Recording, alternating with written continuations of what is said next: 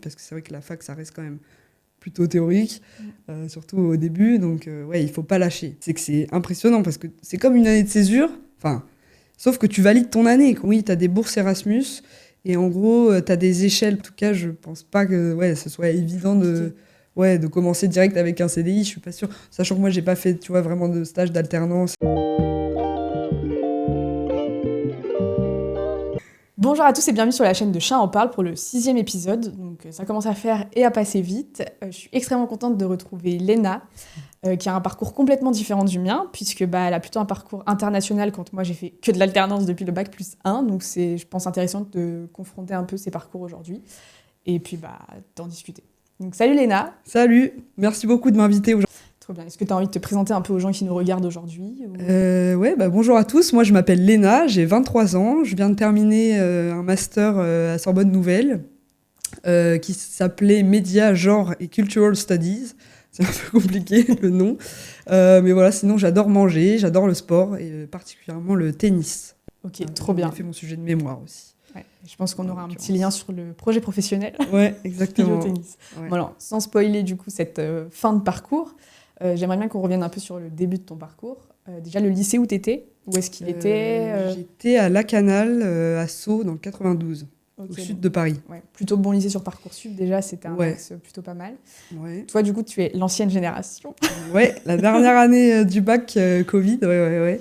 Donc on l'a pas vraiment passé. Enfin, c'était en contrôle continu. Contrôle continu, t'étais sous le format ES-L. Exactement, voilà. ouais. En fait, j'ai commencé en ES, en première, et j'ai basculé en L au cours d'année, novembre. Je dirais parce que la SES, je pouvais pas. J'aimais pas du tout. Je me suis dit non, il me faut quelque chose d'autre. Donc j'aimais bien le français, la littérature et tout. J'étais assez bonne, entre guillemets. Donc je me suis dit, allez, hop, c'est pas fait pour moi la ES, on bouge. Et je regrette pas du tout. C'était chouette, j'ai rencontré des gens sympas. Voilà, c'était cool. Et il permettait la bascule de passer du coup d'une ES à une L, genre ça se fait d'habitude, tu sais si ça se faisait beaucoup ou pas du tout? Alors non, je crois que c'était assez peu commun, mais en fait, le proviseur m'avait demandé si je pouvais garder les maths. Parce que tu sais, t'as quand même les options en L, t'as anglais, maths et je sais plus quoi, mais du coup, il m'a demandé si je pouvais garder les maths, comme ça ce serait plus simple au niveau du bac, etc. Donc j'ai dit ok. Et après, c'était cool parce qu'on était 4 en maths. Donc pour progresser, c'était génial, quoi. J'étais pas forcément très bonne en maths, tu vois, forcément. Et au final, j'avais réussi à avoir 14, je crois, au bac, grâce au prof qui était génial. Ouais, ok. Donc, ouais. Justement, en plus, du coup, après, tu as fini en Covid. Le Covid t'a plutôt servi pour avoir ton bac ou desservi? Parce qu'il y en a beaucoup qui me disaient, comme notre prof était dur toute l'année pour nous préparer au bac, mais on l'a pas passé. Donc, du coup, on avait le vieux contrôle continu. Écoute, pour moi, ça s'est plutôt bien passé. En fait, c'est marrant parce que j'avais dit à ma maman, dès qu'il y a eu le Covid, j'ai dit, genre, tu sais, on venait d'avoir le confinement, j'avais dit, chouette, on va pas passer le bac. Voilà, je sais pas, dans ma tête, j'étais persuadée qu'on le passerait pas. Et donc, j'avais plutôt eu des bonnes notes, on va dire, pendant l'année. Donc moi, ça m'a plutôt servi. Ouais. J'ai eu mention bien, et tu vois, à 14 et quelques, donc je sais pas s'ils ont fait la conversion, s'ils m'ont un peu aidé, voilà, mais non, c'était chouette. Après, j'avais une bonne note en sport aussi, donc ça m'avait un peu remonté, je pense. Mais oui, non, ça m'a plutôt aidé. Ouais. J'ai bien vécu le confinement quand même, c'était... Sympa le petit break. Non, honnêtement, moi, je l'ai plutôt bien vécu. Je sais que ça a été compliqué pour pas mal d'étudiants, de jeunes, voilà, mais ouais, pour le coup, moi, ça a été. Trop bien. Et du coup, tu fais quand même Parcoursup pendant cette phase Covid? Ouais, Parcoursup. Alors, ça date. Je t'avoue, je sais un peu exactement, mais oui. Qu'est-ce que j'avais mis sur Parcoursup? J'avais mis la licence dans laquelle j'ai été acceptée. Donc, en gros, j'ai commencé en médiation culturelle. J'ai été prise en L1 en médiation culturelle.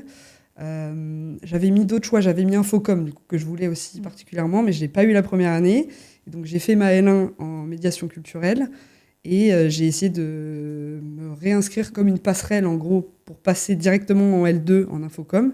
Et là, c'est passé, parce que c'était une étude de dossier par une vraie dame, on va dire, parce que Parcoursup, on peut se demander si c'est un logiciel ou si c'est vraiment quelqu'un. C'est un algorithme. Ouais, voilà, un algorithme. Voilà. Donc là, je pense que c'est vraiment quelqu'un qui a étudié les dossiers, etc. Et là, c'est passé. Donc, boum, j'ai pu passer directement en L2 en Infocom. T'as toujours fait des bascules, en fait. Ouais, c'est vrai, j'ai pas trop commencé. J'ai pas eu un parcours classique, on va dire, mais ouais.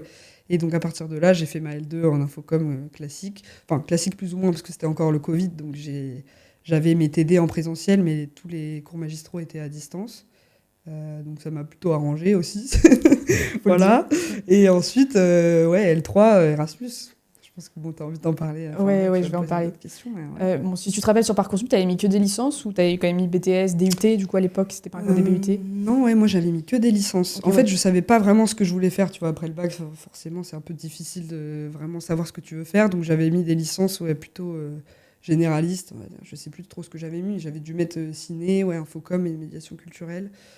Je sais plus si j'avais mis éco, histoire, je pense pas. Éco, ça m'étonnerait, vu que j'avais pas trop kiffé, Mais histoire, peut-être, tu vois. Et j'avais mis que des trucs à Paris, je crois, pour le coup. Ok, parce qu'on a reçu beaucoup de gens qui, du coup, étaient effrayés par la licence en se disant « Oui, ok, bon, ça va, j'ai des bonnes notes et je travaille bien au lycée, mais j'ai trop peur qu'on me laisse tout seul en licence. » C'est pas évident. Je pense que ça peut ne pas convenir à certaines personnes. C'est vrai que tu es autonome. Enfin, voilà, si tu travailles pas, les profs vont pas être là. C'est pas comme au lycée. On est 300 dans l'amphi, ils peuvent pas faire au cas par cas. Voilà. En TD, peut-être un peu plus. Ils sont peut-être un peu plus à l'écoute. Voilà. Mais bon, c'est vrai que c'est un mode de travail qui est différent du lycée. Ouais. Okay. C'est vrai que tu avais un bon mode de travail si tu t'en sortais. Alors moi, je suis pas forcément un très bon exemple. Disons que je travaille quand il faut, tu vois. Je suis pas hyper régulière dans mes... Voilà, mais avant le truc, je me mets dedans. À fond. Et voilà, et ça, en général, ça passait. Et j'ai eu de la chance là-dessus. Mais bon, c'est vrai que j'étais pas hyper assidue non plus, mais ça passait, on va dire. Après, il faut que ça te plaise aussi un minimum. C'est vrai que si t'as que des cours qui te plaisent pas, hyper théoriques, parce que c'est vrai que la fac, ça reste quand même plutôt théorique, surtout au début. Donc, il faut pas lâcher. Si j'ai un conseil, c'est qu'il faut pas lâcher au début, même si ça vous paraît, on débarque dans un truc, on connaît personne, ça peut paraître, c'est un peu impressionnant, mais il faut continuer, faut pas lâcher. Il faut s'accrocher. Ouais. Faut s'accrocher. Et du coup, tu pars à l'étranger à partir de la L3 ? Ouais. J'avais fait une demande. En gros, moi, j'avais toujours voulu partir à l'étranger et faire un Erasmus, c'était vraiment dans mes projets. Donc là, quand j'ai su que j'étais acceptée, je me souviens, j'étais en cours de sport et il y avait une autre copine aussi qui avait fait une demande. Et on a toutes les deux été acceptées. On était trop contentes, on a sauté de joie. Du coup, je suis partie 1 an en L3, du coup, pour valider ma licence en plus, à Sienne, en Italie, du coup, en Toscane, à côté de Florence. Ouais, c'était vraiment génial. Ça va être trop bien, mais tu vas nous raconter parce qu'il y a un mythe un peu autour de l'Erasmus, alors notamment moi j'en ai pas fait, donc tu vois je suis un peu plus sur les mythes et légendes que les faits. Est-ce que tu travailles beaucoup quand tu es en Erasmus? Comment ça se passe pour valider? Encore une fois, je sais pas si je suis le meilleur exemple, mais bon, de ma connaissance et aussi les copains qui étaient autour de moi, c'est vrai que c'était une année où je pense que c'est l'année où j'ai le moins travaillé de toute ma vie, et c'est comme je l'ai dit à pas mal de mes proches et de mes copains, c'est que c'est impressionnant parce que c'est comme une année de césure, sauf que tu valides ton année, quoi. Tu travailles pas énormément, tu vois, j'allais en cours quand même. Voilà. J'étais quand même un minimum. Bon, j'étais assez souvent en retard, mais je suivais quand même les cours et je travaillais juste avant les examens, là, pareil. Mais en fait, le problème, c'est que c'était des sections. En gros, c'est un peu différent en Italie. T'as 3 sessions d'examen. Tu peux t'inscrire à la première, à la deuxième, à la troisième. Et en fait, c'est sur 30. Il faut avoir 18. Il faut avoir 18 pour valider. Et en fait, si tu rates la première session, tu peux t'inscrire à la deuxième et à la troisième. Donc en fait, tu as 3 essais. Donc bon, c'est plutôt un avantage parce que si tu rates la première, bon, tu sais que tu as deux shots après, donc c'est pas mal. Et même si tu valides, par exemple, avec 22 sur 30 à la première session et que ça te convient pas, tu peux aussi repasser la deuxième fois. Ok, ça c'est le modèle italien. Ouais, mais ils gardent pas la meilleure des 3 par contre. Si tu as une moins bonne note à la deuxième, tant pis pour toi. Ouais, voilà. C'est ton loto. Mais bon, en tout cas, c'est vrai que du coup, je pense que tu as peu d'échecs au final parce que, moi, de mes copains, tout le monde a réussi à le passer, pas forcément la première fois, mais au bout des 3 fois, c'était fait. Okay. Donc après, ils sont peut-être un poil plus indulgents avec nous, les Erasmus, mais ça dépend des profs. Là, c'est un peu des... Ouais, non, mais c'était pas hyper indulgent, mais sinon, ça s'est plutôt bien passé. Au niveau des cours, j'ai eu de la chance. Et tous les contrôles en italien ? Ouais. Alors, pour le coup, ça dépend. Moi, j'avais plein de copains qui avaient que les cours en anglais et qui parlaient pas italien et qui n'ont pas du tout progressé en italien, qui n'ont pas qui ont pas appris, en fait, ils n'ont pas pris de cours. Et vu que les étudiants, entre nous, c'est vrai qu'on parle plus anglais. Moi, j'ai essayé de parler un peu italien quand même avec les Italiens sur place, mais c'est vrai que si tu n'as pas de base du tout, tu progresses pas dans l'autre langue, quoi. Ouais, ok, je comprends. Et du coup, sur tes 3 ans de licence, il n'y a aucun moment donné où on te dit bah faut faire un stage ou un truc ou quelque chose, expérience professionnelle? Alors, en fait, moi, j'étais exemptée. Vu que j'étais en Erasmus, j'avais pas besoin de faire un stage. Ok. Mais ceux qui sont restés en France, ceux qui faisaient pas d'Erasmus, ouais, ils avaient un stage obligatoire. Et s'ils ne trouvaient pas, il y avait un travail compensatoire. Donc, c'était pas. Enfin, en gros, parce que j'ai une copine, bon, ça n'a rien à voir, mais Donc, qui était à Lyon en master. Elle n'avait pas trouvé de stage, elle était en psycho, donc bon, c'est pas le même domaine. domaine Mais compliqué. elle a pas trouvé de stage en master 1, et du coup, elle a dû redoubler l'année d'après et retrouver un stage. Voilà, donc c'était obligatoire pour elle. Pour nous, c'était un peu moins compliqué. Si on ne trouvait pas, on avait quand même un travail à faire et dire, justement, expliquer pourquoi on n'avait pas trouvé de stage et dans quoi on aimerait trouver l'année d'après, etc. Mais c'était pas rédhibitoire, c'était pas Ouais, c'est bien. cause de redoublement. Donc ça, au moins, Ok. c'est chouette, ouais. Ok, trop bien. Mhm. Trop bien. Et quand tu pars en Erasmus, tu as des aides quand même, parce que bah, tu payes un loyer, c'est compliqué. Je sais pas si c'est cher en Italie. Alors, c'est intéressant ce que tu dis parce qu'en fait, ça dépend des pays. Oui, tu as des bourses Erasmus et en gros, tu as des échelles. Par exemple, les pays du Nord, type Norvège, Suède, etc., l'aide est plus importante. On a plus de... Enfin, il y a une rémunération qui est plus haute parce que c'est des pays qui sont plus chers aussi. Donc, le niveau de vie est plus élevé. Donc, ouais, ça dépend des pays. L'Italie, je crois que c'est le deuxième. T'as trois échelons. Et je crois que ça rentre dans le deuxième truc. Ouais, alors je pourrais te donner les chiffres peut-être plus tard, mais je sais plus combien c'était exactement par mois. Mais oui, tu peux avoir la bourse Erasmus en plus de la bourse du Crous que tu as déjà. Donc tu peux cumuler des aides en fait. Ok, et tu penses que c'est suffisant? Enfin, c'était suffisant même pour toi, des amis qui étaient là-bas? Ouais, pour nous, c'était suffisant. Après, tout dépend aussi de ce que tu fais. Tu vois, nous, on sortait beaucoup, c'est vrai, plus ou moins tous les jours. Donc, même si le niveau de vie, ça reste pas très cher, voilà, les verres, en plus, pour le coup, quand t'es Erasmus, t'as beaucoup de réductions. Avec la carte Erasmus, voilà, il y a des bars qui sont partenaires avec l'asso. Donc, ouais, ça va. Ça, c'était OK. Mais après, ouais, au niveau des loyers et tout ça, bon. C'est très compliqué. Il faut savoir avant de partir que c'est très compliqué de trouver des appartements. Et ça, c'est valable en Italie, mais aussi valable en Europe en général, je pense. Parce qu'on a tous galéré à trouver un logement. Moi, j'ai eu de la chance. Au final, je suis bien tombée. Mais ouais, très compliqué à ce niveau-là. Mais Et t'étais en coloc? Non, j'étais toute seule. Moi, j'ai eu de la chance. Je sais pas si je t'avais raconté. Ouais, si, un petit peu. Ouais, j'ai trouvé grâce à mon chien. Ouais. Mais raconte-nous, enfin, raconte. Ouais, je peux raconter en 2 mots. Cette anecdote, je l'ai racontée peut-être 100 fois, je pense, en français, en anglais, en italien, en toutes les langues. Parce que tout le monde était... ouais, parce que c'est vrai que je faisais beaucoup de soirées, du coup, chez moi, parce que c'était un appart qui s'y prêtait énormément.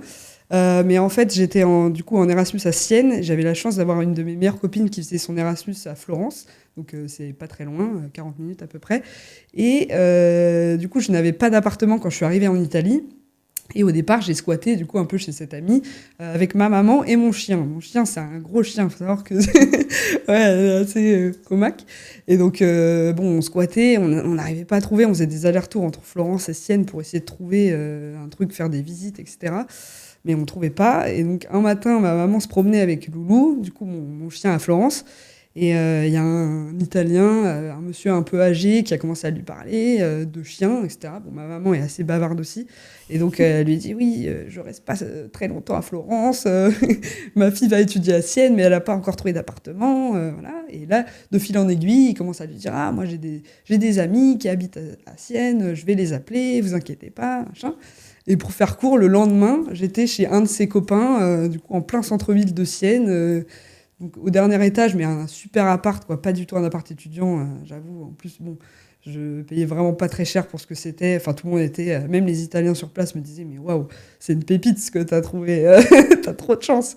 Et du coup, merci maman. Ouais, merci maman, merci Loulou, merci le monsieur italien, et puis le proprio aussi qui était sympa. Mais ouais, non, gros coup de bol. Surtout que je passais de rien à un appart de fou, quoi. Donc, Ok, ouais. Mais bon.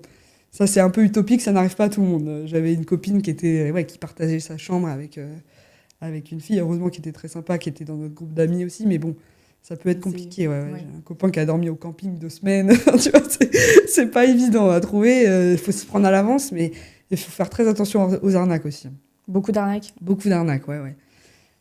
Des fausses annonces. Enfin, en fait, c'est ça. Plus t'es désespéré. Enfin, tu vois, à la fin, tu sais que c'est potentiellement une arnaque, mais tu es tellement en galère que tu te dis, bon, bah, voilà, faut que je trouve un truc, je vais pas dormir sous les ponts. Donc, voilà. Mais ouais, faut quand même faut faire gaffe. Ouais. Ok, bon, bah, en tout cas, cool que tu aies quand même vécu l'expérience. Ça s'est bien passé, enfin, tu l'as trop bien vécu. Super bien passé, ouais, je l'ai trop bien vécu. Alors moi, je suis restée 1 an. C'est vrai qu'il y a eu une période un petit peu, bon, je dirais pas compliquée, parce que ça va, j'étais bien, voilà. J'avais mon appart, j'avais mes copains quand même. Mais en gros, la transition entre les 2 semestres, parce que les copains qui partent, il y en a d'autres qui arrivent, mais c'est pas, tu vois, tu te dis, c'est pas la même chose. J'ai vécu des trucs inoubliables avec mes copains. Là, ils sont pas là. Et je reste dans la même ville, mais ça sera pas avec les mêmes gens. Enfin, il y a un petit truc quand même. Est-ce que je vais réussir à me faire des amis comme, tu vois, comme j'ai eu avant, des connexions hyper fortes? Et donc, j'étais un peu dans, tu vois, j'avais envie de rencontrer des gens, mais j'étais un peu dans mon truc de... c'était mes copains, tu vois. Donc j'avais un peu de mal au départ, mais bon, au final, voilà, tu rentres dans le truc et tu rencontres d'autres gens, et en fait, c'est super aussi, et tu te crées d'autres souvenirs, quoi. Ok, trop bien. Ouais. Tu valides du coup cette licence? Je valide cette licence, alors pas avec des très bonnes notes, parce qu'en fait, ils font des conversions après. Donc là-bas, ça allait, tu vois. J'avais pas des trop mauvaises notes, bon, ça dépendait des matières. Mais au final, ouais, j'ai validé avec 10, quelque chose, 11, je crois. Bon, ça passe. Ouais, donc ça passe, oui, bah, l'important, c'était de valider. Et puis le reste, bon, c'était pas très grave, ouais. Je voulais juste valider, ouais. Et du coup, tu as dû faire mon master en plus en parallèle d'être en Italie? Oui, ça, je me souviens, ouais, ça, c'était un peu galère. J'avais fait mes trucs de CV, lettres de motive et tout, ouais, c'était compliqué. Sachant que, bon, j'étais quand même en Erasmus, donc j'avais envie de profiter, pas de passer mes journées à faire ça. J'avais fait un CV vidéo aussi, c'était très, très drôle, ça. Mais ouais, j'avais fait ça. Et pour le coup, là, j'avais mis d'autres trucs. J'avais mis un peu Marseille, Orléans, un IAE aussi. Pas que la fac, ouais. Et au final, j'avais été prise justement à Marseille, à Orléans et à Paris. Et j'ai fait le choix quand même de rester à Paris. Je pense que c'était plus, niveau géographiquement parlant, c'était quand même plus simple. Ouais. Parce que là, en plus, j'avais déménagé à Sienne, j'avais toutes mes affaires et tout. Le fait de rebouger, voilà, bon, je me suis dit, c'est quand même peut-être plus simple là, si je reste à Paris. Quitte à refaire après un deuxième Erasmus, pourquoi pas. Déjà prévu de repartir? Ouais. Ok, ouais. Ouais, En plus, tu repars je repars pendant ce master. Je repars, ouais, en M2. Ouais. Et figure-toi que j'ai choisi mon Master 2 parce que tu sais, tu as des spécialités. Et j'ai choisi ce Master-là principalement parce que je pouvais partir une deuxième fois. Ouais. Trop bien. Non, mais c'est bien de le dire que ça Ouais, c'est génial. Bah, en fait, je me disais, soit j'aimerais faire une alternance ou soit un Erasmus. Je me suis dit, Master classique pendant 2 ans. Très théorique, la fac, je pense que ça m'aurait pas... Tu vois, je suis assez scolaire, mais quand même, 2 ans, c'est long. Ouais, donc okay. Je me suis dit, ouais, j'ai envie de repartir ou j'ai envie de travailler ou faire un truc, mais pas de rester dans le schéma classique, quoi. Ouais, je comprends. Et t'as pas eu de doute, du coup, quand t'as eu l'étranger, que tu pouvais repartir en Erasmus, versus de dire, il faut peut-être que j'ai une expérience pro, ou vraiment? Alors oui, la question s'est posée, ouais, quand même. Mais en fait, en parallèle, en M1, du coup, je travaillais un peu en intérim. Donc j'avais quand même 2-3 trucs. J'ai travaillé à Roland-Garros, j'ai fait des missions, tu vois, d'hôtesse, voilà, des petits trucs à droite à gauche. Donc je me suis dit, bon, je suis encore jeune, potentiellement, je ferai un stage peut-être après mes études. Tu vois, on en parlera après, mais c'est potentiellement ce que j'ai envie de faire. Donc ouais, j'étais pas hyper stressée à ce niveau-là. Ouais, okay. Je me suis dit, c'est quand même une opportunité, tu vois, de dingue de partir à l'étranger comme ça, de rencontrer d'autres gens, d'autres cultures, d'autres univers. Ça peut être valorisé aussi sur un CV. Ouais, complètement. C'est là que du coup, tu repars et tu repenches pour l'Italie? Ouais, alors cette fois-ci, en fait, c'est rigolo parce que j'avais mis Naples, du coup, même pour la première année où je suis partie, j'avais mis Naples en premier choix. Ça n'avait pas été retenu. Donc j'étais allée à Sienne, mais au final, bon, je ne regrette pas du tout, c'est génial. Et du coup, deuxième Erasmus, j'avais mis Naples en premier encore une fois. Et là, c'est passé. Donc j'étais trop contente. Sinon, j'avais mis Bucarest en Roumanie aussi. Mais bon, voilà, j'ai été à Naples et ouais, génial encore une fois. Expérience assez différente. Je pourrais pas dire laquelle des 2 villes j'ai préféré ou même les 2 Erasmus, je pourrais pas comparer parce que c'est très différent, mais j'ai adoré les 2. Ouais. Ok, trop bien. Et en plus là, fin d'études, donc t'as commencé à te préparer pendant que t'étais à l'étranger ou pas pour la suite, ou vraiment t'as profité de l'expérience jusqu'au bout? Non, ouais, je peux dire que j'ai plutôt profité jusqu'à la fin parce qu'en fait, j'avais mon mémoire en parallèle, tu sais, à rendre C'est vrai. de M2. En plus, j'en avais un aussi en M1 et heureusement d'ailleurs parce que ça m'avait quand même préparé un petit peu. La première année, c'était 40 pages, donc c'est quand même assez conséquent. Mais la deuxième année, c'était 100 pages, donc heureusement que j'avais mon truc d'avant parce que c'était très compliqué. Donc j'ai commencé, on va dire, vraiment à m'y mettre juillet-août. Et si je peux être tout à fait honnête, je l'ai fait un peu en parallèle avec ma maman parce que j'étais trop en Merci à la galère. maman Ouais. encore. Merci à la maman, ouais, non, vraiment trop sympa, trop impliquée. Non, mais ouais, parce que sinon c'est vrai qu'en Italie, en Erasmus, t'es dans le moule, t'es avec tes copains tout le temps, toute la journée, tu vois, t'as autre chose à faire que de penser à tout ça, au travail, voilà. Mais bon, une fois qu'on revient, c'est vrai qu'on se prend un peu une claque. Ah oui, là, c'est la réalité, là, il faut bosser. La vie. Ouais, voilà, et là, il faut s'y mettre, quoi. Au bout d'un moment, c'est super de s'amuser, mais il y a un temps pour tout, il faut quand même un peu bosser. Ouais. Donc, ouais, j'ai fait mon mémoire juillet, août, septembre, et ensuite, je l'ai passé, moi, je l'ai passé en visio, donc un peu bizarre, parce qu'on n'était pas dispo au même moment, voilà, je l'ai passé assez vite, en octobre, du coup. Et voilà, ça s'est bien passé, c'est bon, c'est validé. T'as eu le résultat? Ouais, c'est bon. J'ai pas eu super note, j'ai eu 12, ça va. Mais parce que bon, elle m'a dit, ouais, c'était bien, mais tu m'as envoyé un peu tard. Parce que c'est vrai que pendant l'année, j'envoyais pas énormément de Pas trucs. très facile. Ouais, voilà. Mais elle a été sympa quand même. Bon, elle m'a fait confiance, en gros. Parce que c'est vrai que mon plan, elle l'a eu un peu tard, elle a tout eu un peu tard. Mais ouais, dans l'ensemble, ça s'est bien passé. Et d'ailleurs, j'ai ma remise de diplôme, là, vendredi. Bravo, hein.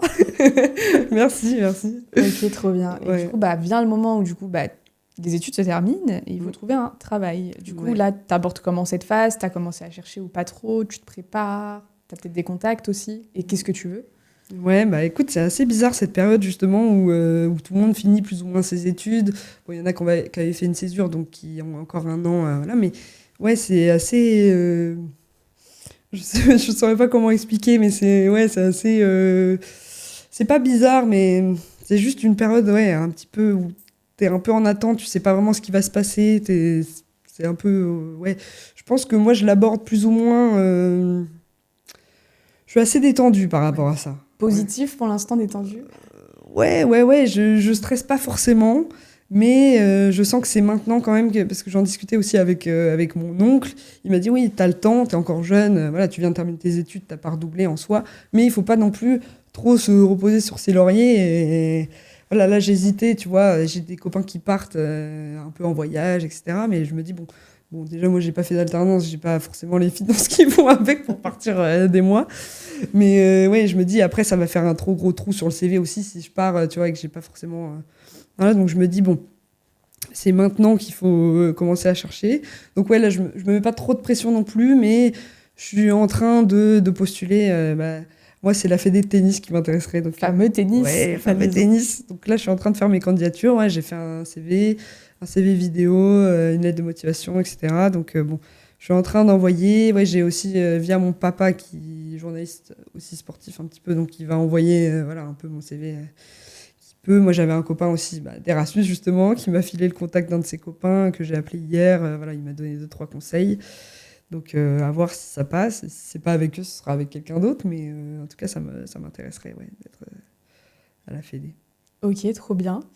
Merci pour tout ça. De toute façon, dans quelques mois, comme je t'ai dit, on refera un épisode pour que tu nous dises comment s'est passée cette recherche concrètement. Ouais, Si ouais. tu as trouvé quelque chose, si finalement tu as peut-être pris une alternative de faire un stage pour essayer d'avoir de l'expérience ou toute autre chose qui aurait pu t'aider. Peut-être que tu seras partie à l'étranger. Ouais, honnêtement, je suis pas contre à l'idée de faire un stage maintenant. Parce qu'on dit qu'avec Bac+5, on peut faire... Enfin, on dit, non, je sais pas si on dit ça, mais on se dit oui, avec un Bac+5, en soi, t'as fait 5 ans d'études, boum, tu vas commencer à bosser, tu peux avoir un CDI direct, etc. Je suis pas certaine, moi, dans mon domaine, en tout cas, je pense pas que ce soit évident de commencer direct avec un CDI, je suis pas sûre. Sachant que moi, j'ai pas fait, tu vois, vraiment de stage d'alternance, etc. J'ai fait des missions d'intérim, des missions assez courtes, tu vois, c'était 1 mois max. Mais ouais, commencer direct avec un CDI, je suis pas sûre. Donc, bon, pourquoi pas commencer avec un stage. T'es ouverte. Et ensuite voir, ouais, voilà, il y a d'autres alternatives. Donc, on verra. Mais ouais, avec plaisir de refaire une interview dans quelques mois et voir où j'en suis. Tu rassureras peut-être les étudiants, parce que moi, dans ma classe, ils sont tous stressés. Là, je suis en M2, donc tous stressés de l'après. Ils se disent, OK, je refais un master. Comme ça, peut-être, je gagne du temps aussi psychologiquement. Ouais. Peut-être un stage après aussi, malgré l'alternance, pour se dire, il faut vraiment que je trouve le domaine qu'il me faut. Ouais, c'est ça. Voir ce qui nous plaît aussi. Ouais. Pourquoi on est bon aussi, ce qui nous plaît. Ouais, c'est vrai. À voir. Voilà, donc merci d'avoir suivi cet épisode. Léna, je sais pas si tu as un dernier mot pour les gens, peut-être pas. C'est parce que t'as rien à leur dire. Si, moi j'ai quelque chose à dire pour les gens qui hésitent à faire un Erasmus. Moi je vous conseille à 100% de le faire, c'est génial. Même si on est un peu timide au départ, etc., c'est absolument génial. On fait des rencontres incroyables. D'ailleurs, moi la semaine dernière, j'étais justement à Bucarest avec mes copains Erasmus. On a fait une petite réunion. Voilà, il y avait des Polonais, des Roumains, des Italiens. Moi, j'étais la seule française, donc c'est bien, on parle anglais, on rencontre plein de gens, on fait la fête, on sort un peu de notre zone de confort. Voilà, on vit aussi tout seul, avec d'autres gens ou tout seul, mais c'est une expérience incroyable. Donc, je recommande. Tous ceux qui hésitent, allez, foncez, faites-le et vous le regretterez pas. Trop bien, parce que je pense que c'est bien d'avoir le mix, un peu partir, bosser. Je pense qu'un mélange est pas mal. Trouver un équilibre et même arriver à se développer en langue, parce qu'il y a quand même des soucis un peu de langue en France. Oui, c'est vrai, je dis ça, oui, aussi on apprend l'anglais typiquement, et après ça dépend dans quel pays vous partez, mais ouais, très important quand même, on le voit après pour la suite, c'est quand même hyper utile. Ouais. Exactement. Et merci, donc on va se retrouver la semaine prochaine pour le 7e épisode, et puis on retrouvera Léna dans quelques mois pour venir nous parler de son expérience. Donc on s'abonne, on like, on partage, tout comme d'habitude, voilà. Bisous. Ciao.